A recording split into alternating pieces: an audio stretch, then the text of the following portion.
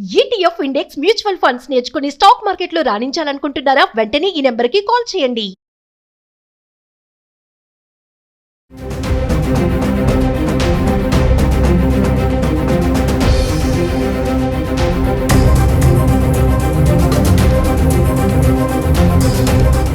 నమస్తే, welcome back to Suman TV. ప్రస్తుతం మనతో పాటు ఉన్నారు అనలిస్ట్ మందరి కృష్ణారెడ్డి గారు. నమస్తే సార్. నమస్తే అమ్మా.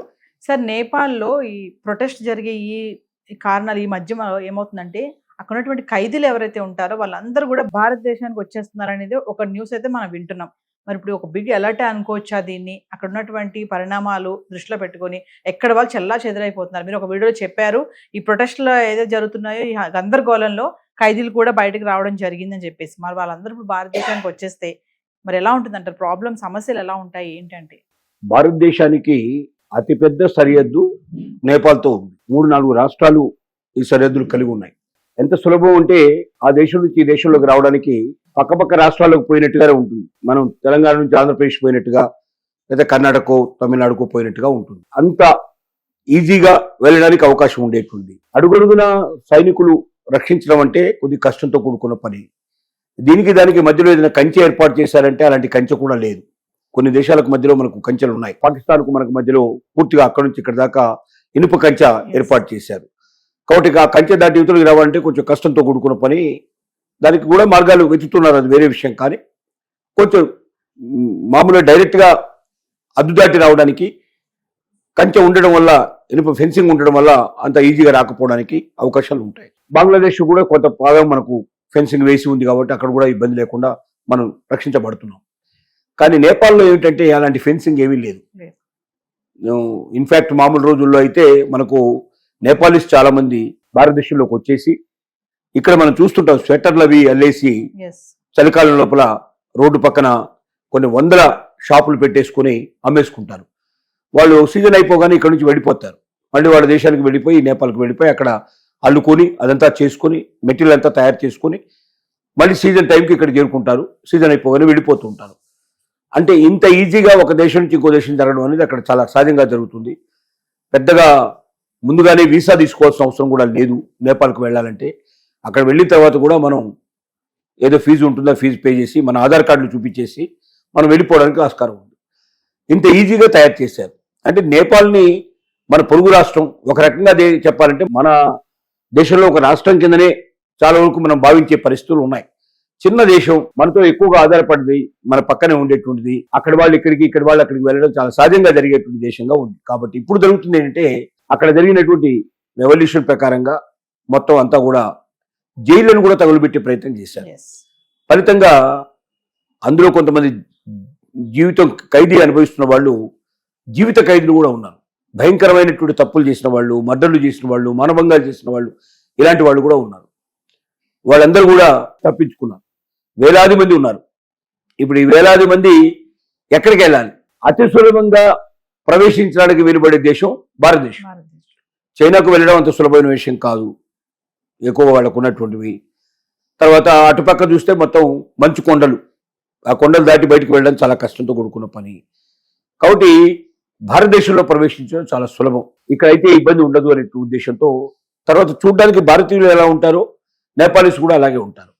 కొద్దిగా కొండ ప్రాంతంలో నివసించే వాళ్ళు కొంచెం వాళ్ళ శరీర ఆకృతిలో కొద్ది తేడాలు ఉన్నప్పటికీ మిగిలినటువంటి వాళ్ళంతా కూడా వాళ్ళు హిందూసే కాబట్టి, ఇక్కడ ఇండియాలో కూడా హిందూసే ఉంటారు కాబట్టి, పై చదువులకంతా ఇండియాకే వచ్చి చదువుకొని వెళ్తూ ఉంటారు కాబట్టి ఎక్కువ భాగం భారతదేశానికి సిమిలారిటీస్ కూడా ఉంటాయి.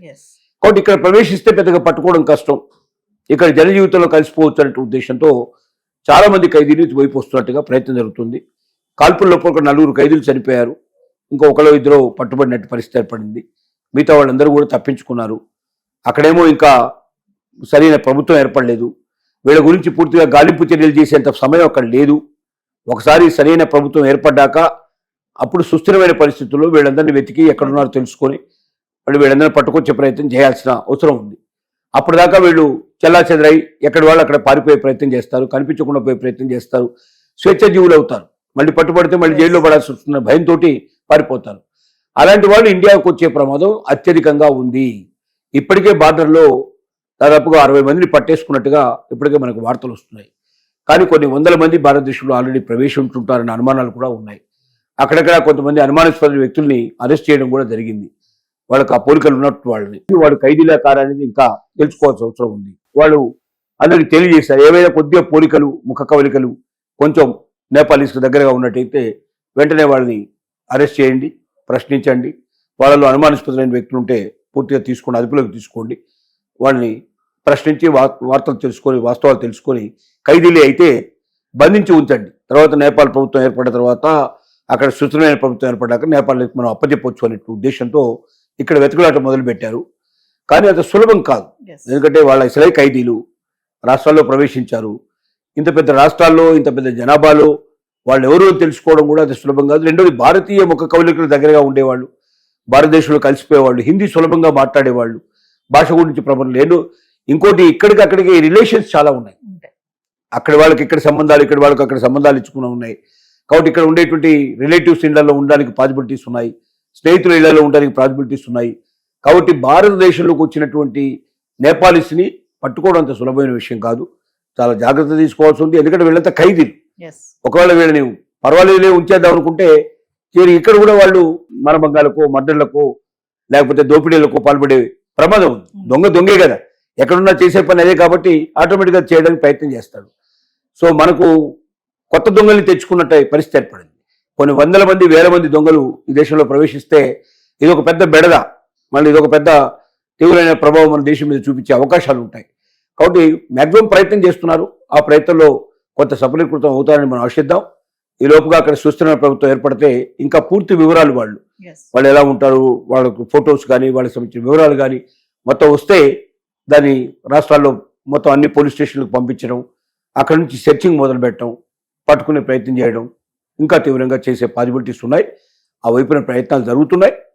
ఇది ఖచ్చితంగా మ్యాక్సిమం పీపుల్ని బంధిస్తారని మనం ఆశిద్దాం. Thank you.